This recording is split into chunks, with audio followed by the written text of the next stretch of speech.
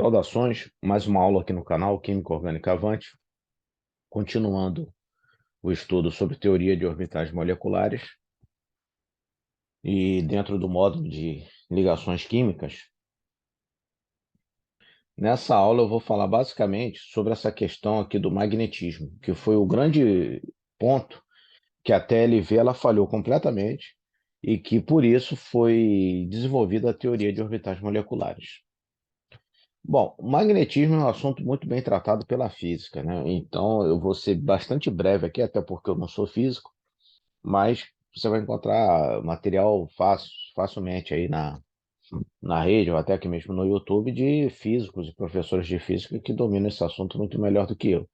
Então eu vou falar só sobre o conceito que vai ser importante para a química e dentro dessa teoria de orbitais moleculares.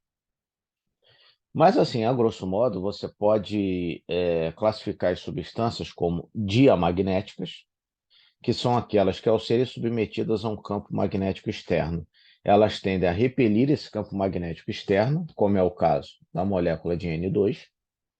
Existem substâncias paramagnéticas, que são aquelas, ao serem submetidas a um campo magnético externo, elas tendem a ser atraídas pelo campo magnético externo. Tem aqui a molécula do O2, mais à frente eu vou falar do famoso problema do oxigênio.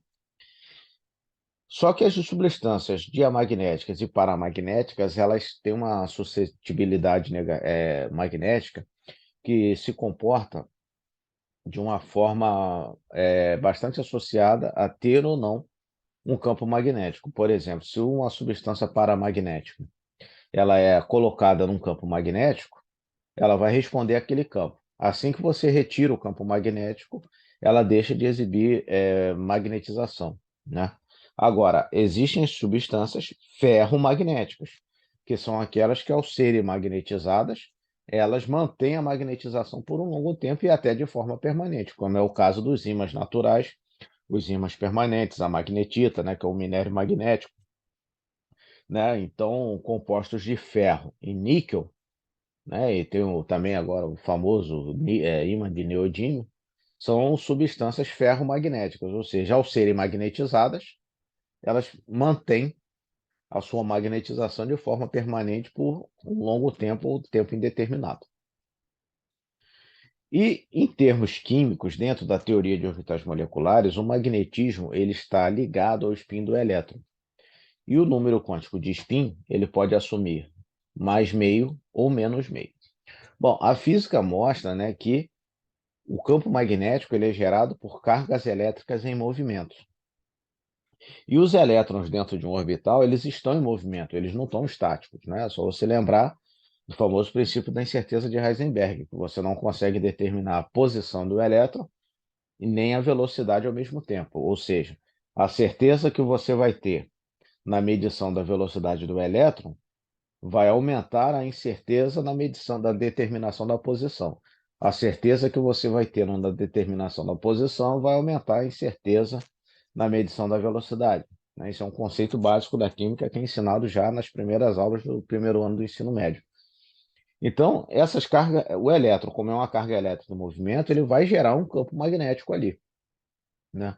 Só que quando ele está emparelhado, o outro elétron, por ter um sinal de spin contrário do outro, né, contrário do dele, vai ficar em movimento e vai gerar um campo magnético oposto. Então, eles vão se cancelar. Por isso que eles conseguem ocupar o mesmo orbital, né? E essa atração magnética é mais forte do que a repulsão eletrostática das duas cargas negativas. Isso explica por que dois elétrons ocupam o mesmo orbital. Se você transportar isso para um átomo, você vai ver que cada par de elétrons vai gerar o seu campo magnético e o átomo vai funcionar, no final das contas, como um pequeno ímã, né? Alguns mais, outros menos, né? Um campo magnético mais forte ou outro. Mas, enfim, eu vou parar só aqui nessa questão do campo magnético gerado pelos elétrons dentro do orbital. Agora, quando o elétron está desemparelhado, ele só tem ali o sinal de spin dele, ele não tem outro elétron. Então, esse campo magnético que ele gera por ele ser uma carga elétrica em movimento dentro do orbital, é um campo magnético que não é cancelado. Então, ele pode interagir com um campo magnético externo. que ele vai se alinhar a favor ou contra o campo. Isso daí vai depender, né? Mas normalmente ele vai responder de alguma forma a um campo magnético, porque esse campo magnético ele não está sendo cancelado, ele está ativo, porque você só tem um elétron em movimento. E aí se chega, né, ao problema do oxigênio, que foi um experimento feito no início do século XX e que isso meio que fez as pessoas entenderem que a TLV não era capaz de explicar todos os fenômenos associados à estrutura molecular e às ligações químicas. O experimento foi feito da seguinte forma: havia-se aqui uma ampola contendo nitrogênio líquido, que pela TLV deveria ser diamagnético, e desse lado, uma espécie de balança, uma outra ampola com peso, com massa, né, com peso igual ao nitrogênio líquido. Colocou-se um campo magnético, né? E o que foi observado é que o nitrogênio líquido foi diamagnético, ou seja, ele não respondeu ao campo externo, ele chegou inclusive até a repelir esse campo magnético. Dependendo da substância, essa repulsão ela não vai ser nem perceptível ao olho nu, tá? Mas sempre ocorre. Então, isso daqui estava dentro, de acordo com a TLV. Só que quando eles fizeram a mesma experiência com oxigênio líquido, ou seja, que pela TLV também deveria ser diamagnético, o resultado experimental não foi esse. O oxigênio líquido ele foi atraído pelo campo magnético, ou seja, ele mostrou um comportamento paramagnético. Existem vídeos também que podem que mostram experimentos diferentes desse, né? Por exemplo, colocam-se dois ímãs. Tem um experimento que coloca dois ímãs aqui, né? E derrama-se nitrogênio líquido entre os ímãs. O nitrogênio líquido passa completamente, ele escorre. Já quando você faz isso com o oxigênio líquido, ele não escorre, ele fica retido aqui entre os dois líquidos. Então, isso consegue ser perfeitamente visível. Ele fica aqui retido entre os dois magnetos, né? Entre os dois polos do ímã. Enfim, mas esse foi o experimento original, o experimento da ampola. A ampola contendo oxigênio líquido, ela foi atraída pelo campo magnético externo, exibindo um comportamento paramagnético e não diamagnético. E por que que esse comportamento paramagnético não era esperado para o oxigênio pela TLV? Porque pela TLV os dois deveriam ser diamagnéticos, porque nenhuma estrutura de Lewis apresenta elétron desemparelhado. Isso aqui é a estrutura de Lewis pelo conceito da TLV da molécula de nitrogênio. O nitrogênio é trivalente, ele tem três elétrons, ele tem 5 elétrons na camada de valência, precisa de 3 para completar o octeto. Então, a molécula de nitrogênio, você tem 2 átomos de nitrogênio compartilhando 6 elétrons. Desculpa. E a molécula de oxigênio é divalente. O oxigênio tem 6 elétrons na última camada, precisa de 2 para atingir o octeto. Então, a molécula de O2 tem 4 elétrons compartilhados por 2 átomos de oxigênio. Então, pela TLV, não tem como você fazer uma molécula de oxigênio com elétron desemparelhado para exibir comportamento paramagnético. Então, isso foi uma falha da TLV, porque a experiência mostrou, não é, que a teoria de ligação de valência não se aplicava ao oxigênio. E ciência sempre se faz como? Você adequa a teoria ao fato, ao resultado experimental. E nunca o contrário, aplicar o resultado experimental à teoria. A teoria muda, o resultado experimental não. A teoria é um conceito para explicar alguma coisa que existe na natureza, que sempre existiu e sempre vai se comportar daquela maneira. Então, o fato é imutável. A teoria, para explicar aquele fato, é que pode mudar. Por exemplo, a gravidade é um fato. Só que você tem a teoria newtoniana da gravidade, você tem a teoria da relatividade para explicar a gravidade. Pode ser que daqui é, 30, 50 anos surja uma outra teoria que explica a gravidade melhor do que a teoria da relatividade, a teoria de Newton, mas o fato é, a lei da gravidade está aí. Um objeto lançado ele vai cair, né? Então, a química é isso. Qual era o fato aqui? A molécula do oxigênio é paramagnética. Não deveria ser pela TLV. Então, A TLV é que tem que mudar, a teoria que tem que mudar, não o fato para tentar explicar para caber dentro da teoria. E a Thom, ela consegue explicar o paramagnetismo da molécula de oxigênio por meio daquela figura que eu mostrei na outra aula, que foram as chamadas, os chamados diagramas de orbitais moleculares. Esse daqui é o diagrama de orbital molecular do nitrogênio. Eu não vou entrar em detalhes de como se constrói esse diagrama, eu já vou dar a figura pronta, como consta nos livros didáticos de Química Orgânica Avançada, porque não é o objetivo do canal avançar para esse lado, tá? Um observador mais atento vai perceber que o orbital sigma 2p do nitrogênio tem energia maior que os orbitais π2p do nitrogênio, que no oxigênio isso se inverte. E é assim mesmo, tá? Isso tem a ver com o conceito chamado carga nuclear efetiva, que tem como se calcular, mas que eu também não vou entrar nesses detalhes. Então, se você ficar curioso, você pode pesquisar essa questão, carga nuclear efetiva dos átomos, e isso explica dentro da Thom por que que ocorre essa inversão aqui. Mas porque nós queremos mostrar, essa inversão não vai fazer diferença. Então, nós temos aqui o diagrama de orbital molecular, né?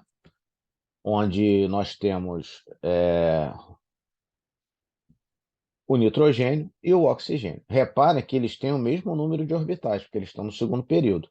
Um orbital S, um orbital 2s e 3 orbitais 2p, ou seja, 1, 2, 3, 4, 5. 5 orbitais atômicos de cada lado, tanto do oxigênio quanto do nitrogênio, vão formar 10 orbitais moleculares, porque eu tenho 5 de um átomo e 5 de um outro. 1, 2, 3, 4, 5, 6, 7, 8, 9, 10. Então a teoria está perfeita. Você não pode esquecer isso. O número de orbitais moleculares formados é igual ao número de orbitais atômicos originais. Nos dois casos, eu tenho 10 orbitais atômicos, 5 de cada átomo. Então eu vou formar 10 orbitais moleculares. 5 ligantes, 1, 2, 3, 4, 5. 5 antiligantes. 1, 2, 3, 4, 5. O oxigênio é a mesma coisa. Quantos ligantes? 1, 2, 3, 4, 5. Quantos antiligantes? 1, 2, 3, 4, 5. Né? 10 orbitais moleculares, 5 ligantes, 5 antiligantes. Preenchendo esses orbitais com os elétrons, no caso do nitrogênio, o nitrogênio tem quantos elétrons para ser distribuído? 1s2, 2s2, 3p3, né? Ou 1s2, 2p5. 1s2, né? Aqui é a distribuição eletrônica. Então, 5 elétrons na última camada e os 2 do orbital 1s, ou seja, 7 elétrons. O número atômico do nitrogênio é 7, então tem que ter 7 elétrons mesmo. 7 elétrons de nitrogênio com 7 elétrons do outro nitrogênio, eu tenho que distribuir 14 elétrons, né? 7 mais 7, por 10 orbitais moleculares. Como que eu começo essa distribuição? Do mesmo jeito que você faz distribuição eletrônica de átomos isolados, respeitando os mesmos princípios, né? A regra de Hund e o princípio da exclusão de Pauli. Então, eu preencho 2, 4, 6, 8, 10, 12, 14 elétrons. Repare aquilo que eu falei na primeira aula, né? Não pode confundir orbital antiligante com orbital vazio. Aqui eu tenho 2 orbitais antiligantes ocupados. Eles estão ocupados e são orbitais que não participam da ligação química. Normalmente, esses orbitais aqui mais internos, né, os 1s, são chamados orbitais semente, porque eles têm contribuição só do próprio átomo, mas também não quero entrar nesse detalhe. Os orbitais moleculares do nível 2 são os que participam das ligações. Então, reparem só, 14 elétrons, distribuir pelos orbitais moleculares do nitrogênio, e todos os elétrons estão emparelhados. Ou seja, o nitrogênio era diamagnético pela TLV e continuou sendo diamagnético pela teoria de orbital molecular e continuou de acordo com o que foi observado experimentalmente.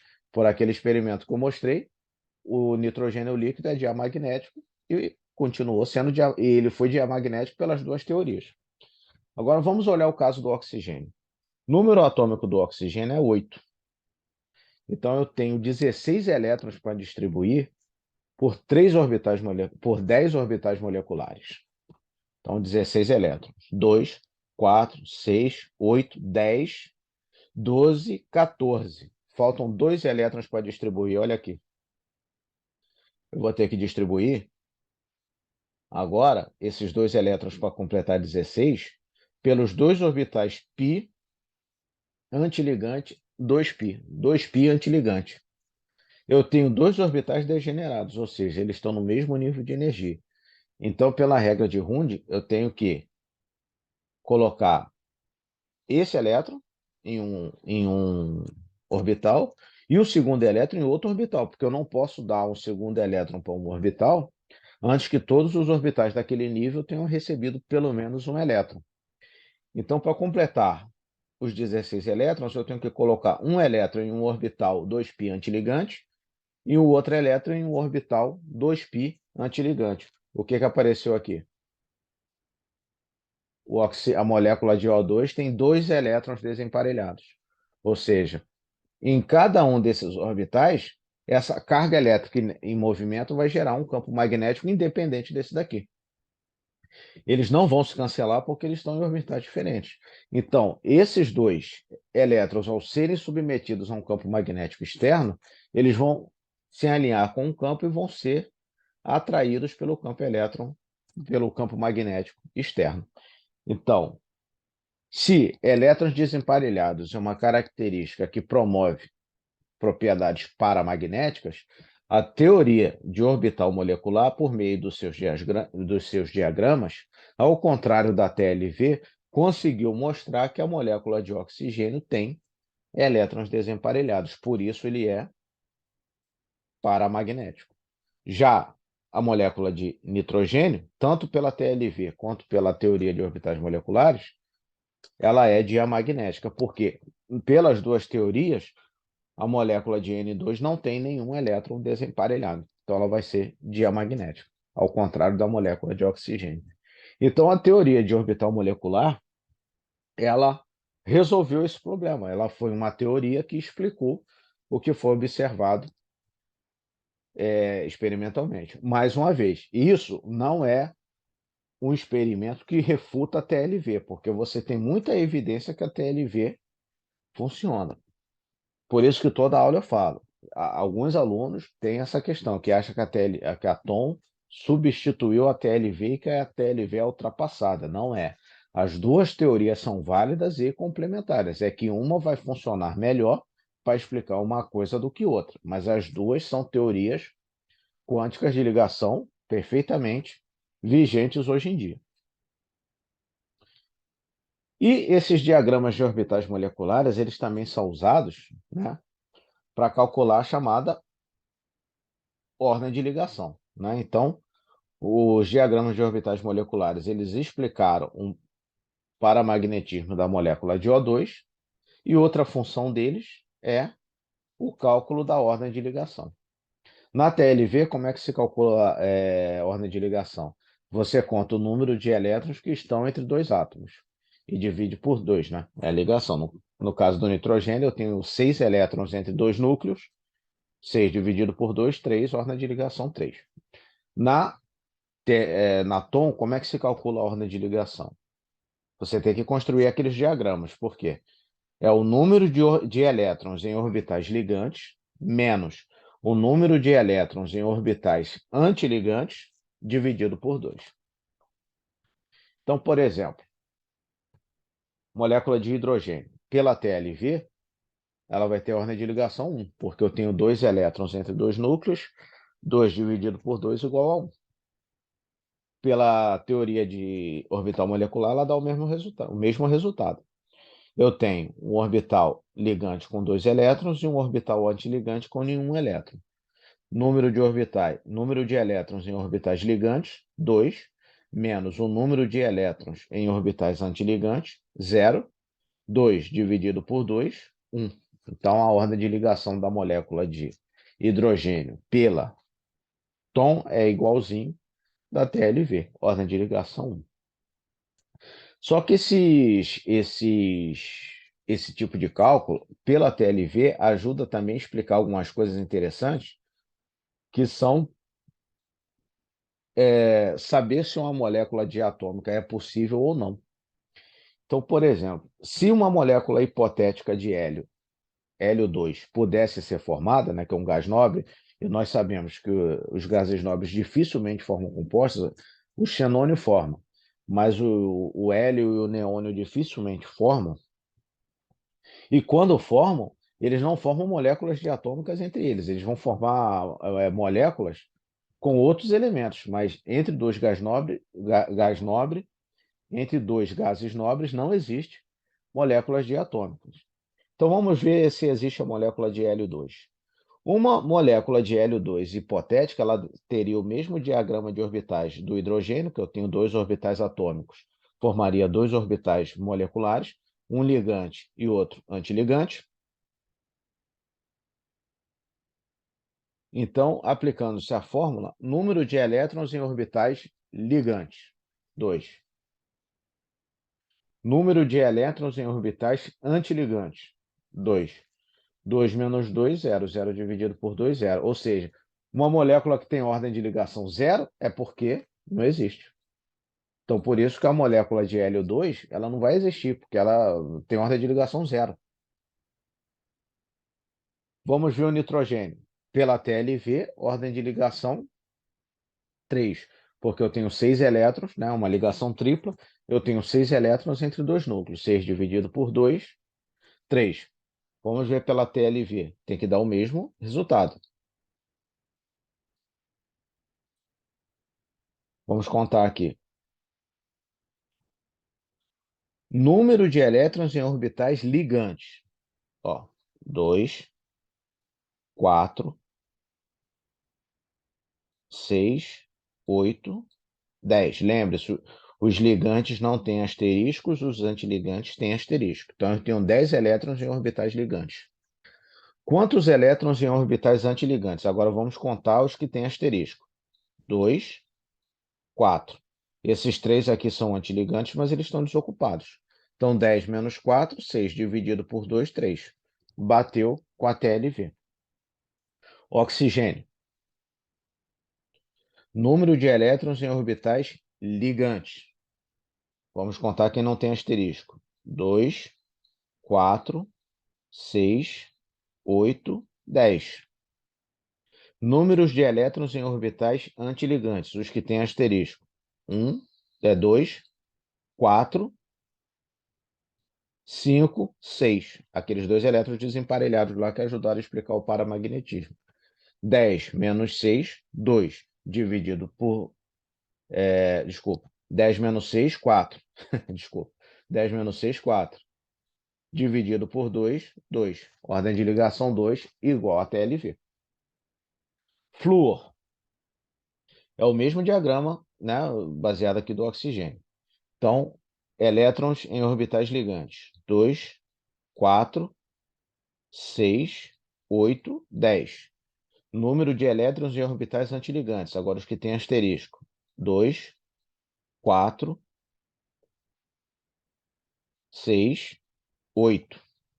10 menos 2, menos 8, 2. 2 dividido por 2, 1. Pela TLV, uma molécula de F2 é isso aqui. Eu tenho 2 elétrons entre dois núcleos. 2 dividido por 2 igual a 1.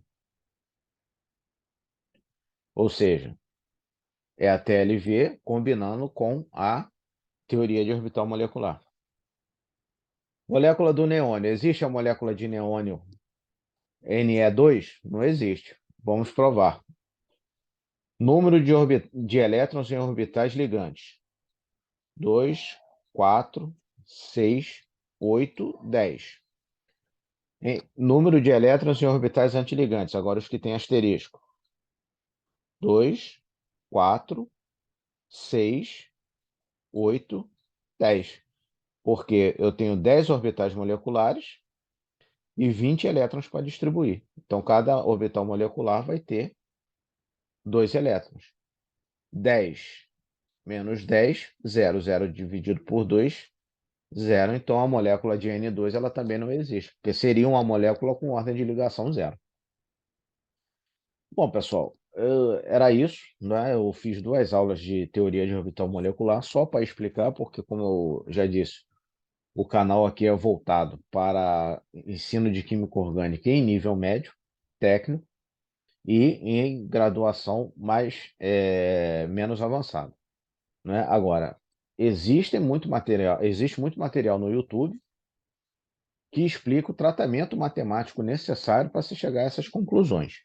Então, quem ficar interessado, eu vou colocar alguns links aqui na descrição que fazem o tratamento matemático dessa parte de orbitais moleculares. O que eu queria passar era basicamente os conceitos, né? Por que que a teoria de orbitais moleculares ela tem o seu espaço dentro da química, né? E exatamente porque ela consegue explicar coisas e fenômenos, né? Que a TLV não consegue. Ou, mesmo quando a TLV consegue explicar, por ela fica uma coisa mais evidente, como é o caso do paramagnetismo da molécula de oxigênio, e por que não existem moléculas diatômicas de 2 gases nobres. Porque se você fizer isso daí para os outros gases nobres e construir seus diagramas de orbitais moleculares, você vai ver que a ordem de ligação dele sempre vai dar 0.